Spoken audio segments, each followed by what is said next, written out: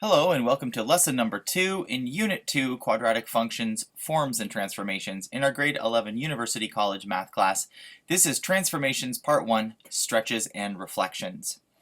So in our last lesson we learned how to distinguish a little bit between linear and quadratic functions, whether you're looking at a table of values or an equation or the graphs themselves. We looked a little bit at domain and range, especially of linear functions in general and quadratic functions in general. And now we're going to get down into the transformations. The form that we're going to be focusing on in this first half of this unit is what we call vertex form. And this is a vertex form version of a quadratic equation right here, or a quadratic function, I guess. And here it is y equals a bracket x minus h all squared plus k. Each of these variables that are not x and y are your traditional input and output variables. A, H, and K specifically have to do with providing information as to how the general shape of a quadratic is going to change. Today we're going to focus on the A value specifically, and that deals with, as the title says, stretches and reflections. So let's just jump right in. We're looking at a comparison here in our first example of, let's do this in purple and green, so y equals x squared and y equals 3x squared. So we're looking at a comparison here between the two of them. So let's start these with a sketch. We have the graph over here, so let's make the sketch. Now, the general form, or the parent form of a quadratic, starts at the origin, 0, 0. And here we're going to explore the plot pattern a little bit. And the plot pattern for a quadratic is essentially a squaring of sorts. So let me just see if I can find a little bit of space. Maybe we'll just do it up over here. If you consider the basic quadratic that we're going to be graphing, again, that would be y equals x squared. And you don't have to write this down. You can just sort of listen. And we put some input values in. So we input a value of 0 for x, and it spits out a value of 0 for y. And that's the origin. If we were to put a 1 in for x, 1 squared is 1.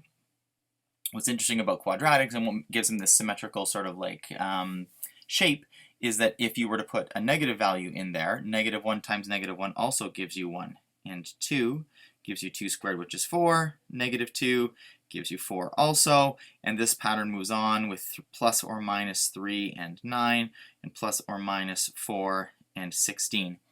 Now, when we're talking about sketching, obviously this thing can go on forever, but I'm going to be focusing mostly on the input of 0, plus 1, negative 1, plus 1, negative 2, and plus and negative 3.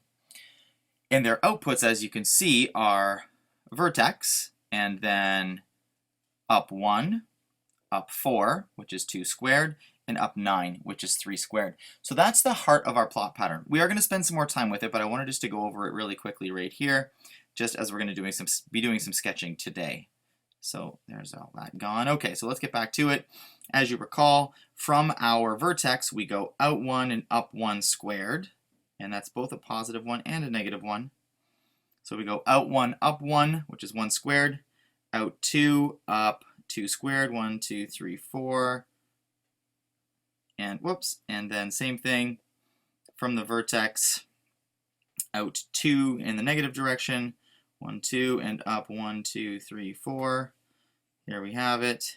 And out 3 from the vertex, 1, 2, 3, and up 9, whoops, which is all the way up here. So there's 9, and out 3, up 9. So again, we got this nice symmetrical shape. Let me get rid of all those little counting lines that I put in there, just so we can get right down to just the points. And now we sketch through that. So again, this is a curvy shape, so we kind of go down through these, curve out a bit at the bottom, and then up the other side. Let's put some arrows on here. Since we were given the equation, not just that table of values, this in theory would go on forever. So there is our y equals x squared. So there's our parent function. Now we're going to make a comparison of y equals, and I'll do this one in green, y equals 3x squared. And what's interesting about this is that y equals 3x squared is happening, as you can tell by literally bed mass here. It's going to be happening 3 times as quickly. So we're still going to be starting on the origin, since 3 times 0 is still 0. And instead of going out 1 and up 1, we go out 1 and up 1 times 3. So that will be up 1, 2, 3. and that would be both for positive and negative 1. 3 times faster, it goes up 1 in the parent function, it goes up 1 times 3 in this new stretched function. Instead of going out 2 and up 4, you'll be going out 2 and up 4 times 3, and that's going to give us 12. So that's going to be way up here. It's actually off the graph a little bit, so we'll just put them up there. 2 up 12. And there we go. That's all we can fit on here. So again, we're going to try to sketch this in. We're going to try to keep the lines curvy, especially at the bottom. And then up the other side. Oops. Get some arrows on the ends here. Since again, we've been given the function, not just a table of values. And there you go. And that one is y equals 3x squared. So let's make a few objective observations. So every point on 3x squared is 3 times as far from the x-axis, or moving vertically 3 times as fast. The parabola appears, and again, if we're just using an objective term here, we'll call it narrower. So this is going to be narrower than the parent function, sort of like squishes it in. And then let's have a look over here, the graph of ax squared, where a is greater than 1. We call this a vertical expansion. So here we have, as you can see, that 3. We call this a vertical expansion by a factor of whatever the a value is. So a vertical expansion by a factor of 3. For each x value, the y value of y equals ax squared is multiplied by 3. So that's what I'm talking about with those output values. Instead of going out 1, up 4, up 9, it's up 1 times 3, up 4 times 3, up 9 times 3. Similarly, again, we do an example there with 2 x squared. We don't have to focus on that so much. So we just explored a vertical expansion where we have an a value that is larger than 1. In our next example, we're going to have a look at both. We'll do some coloring here again. We're going to look at the parent function again. We're going to look at y equals 1/2 x squared. And we're going to look at y equals negative x squared. So I'm going to just sketch the parent function on there right away. Let's get that happening. So again, that goes through the origin. And from our vertex, we go out 1, up 1 on both sides, out 2 and up 4 on both sides, back to the vertex, out 3 and up 3 squared, which is 9 on both sides. And there you go. Let's sketch through this. Trying to keep it, again, a little bit curvy at the bottom. It's not pointy at all. It's curvy. All right, we got the arrows on, and we give it a label, y equals x squared, parent function. Okay, now let's look at doing this one in blue, y equals 1/2 x squared. So if y equals 3x squared had things happening 3 times as fast, y equals 1/2 x squared will have values going up half as fast. So instead of going out 1 and up 1, we go out 1 and up 1 times 1/2, which is 1/2 only. Instead of going out 2 and up 4, we go out 2 and up 4 times 1/2, which is going to give us 2. And instead of going out 3 and up 9, we're going to go out 3 and up 9 times 1/2. And multiplying by 1/2 is like dividing by 2. So that's actually going to be up 4.5. So that's 4.5 is out here. And because we have the space this time, let's do the next one as well. Normally, we would go out 4 and up 16. This time we go out 4 and up 16 times 1/2, or divided by 2, which is going to be 8. So that's 5, 6, 7, 8. And on the other side as well. So let's sketch through this. Comes in, hits there, and up. We got some arrows happening on the ends. There we go. So we've now got to put a label on this, y equals 1/2 x squared. Now let's do some data on this thing. So we have every point on y equals 1/2 x squared is half as far from the x-axis as the parent function.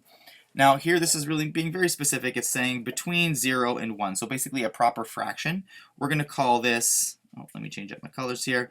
We're going to call this a vertical compression. So numbers larger than 1, vertical expansion. Numbers that are proper fractions between 0 and 1, we call these vertical compressions. And we would call this a vertical compression by a factor of 1/2. Again, whatever the a value happens to be. Okie doke. Let's have a look at y equals negative x squared now. We're going to do this one in green. Now that negative hanging around out front is almost kind of like -1 times the x squared function, which means we're still going to get 0 right there in the middle. But instead of going out 1 and up 1, we're going to go out 1 and down 1.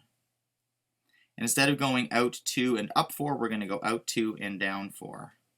And again, this is always from the origin, or from our vertex, which happens to be the origin.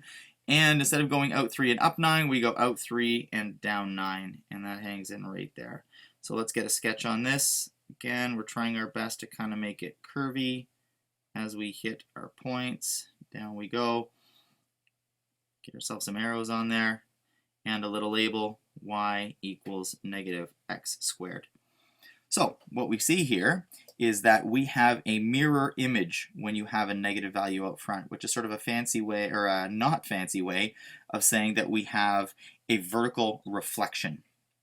So this one instead opens downward, our parabola I should say, rather than opening upward.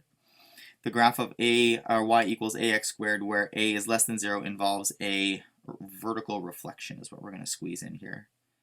Vertical reflection. Now, the reason we're specific about the type of reflection being vertical is that in the grade 11 university math class, you would be doing both vertical and horizontal reflections. To be honest, it doesn't make much of a difference when you're dealing with parabolas, but it makes more of a difference when you're dealing with other functions you'll examine in this course. We don't do horizontal reflections, so that's why we're still being specific about it, but we don't have to be quite as specific per se, since we're only looking at one type of reflection in this course. And this is going to be a vertical reflection across the x-axis. So there you go. We have a little summary here at the bottom, but I'm not going to read through it. This video is long enough as it is. You've already seen me do the graphing of 3 sort of different types of modifications you can make to the a value. If the a value is negative, our parabola is going to open down. We call that a vertical reflection across the x-axis. If our a value is larger than 1, we call that a vertical expansion by a factor of whatever the a value happens to be, bigger than 1. If the a value is a proper fraction, so between 0 and 1, we would call that a vertical compression by a factor of whatever the a value happens to be. And that is, I guess, a summary or a working through of stretches and reflections. Stretches, of course, being expansions and compressions, and reflections being the negative a values that you can get when you're sketching a parabola. In the second part of this video, we're going to work through a couple of examples and write out the transformations in the proper order, and then you'll be off to your homework. So we'll see you in part 2.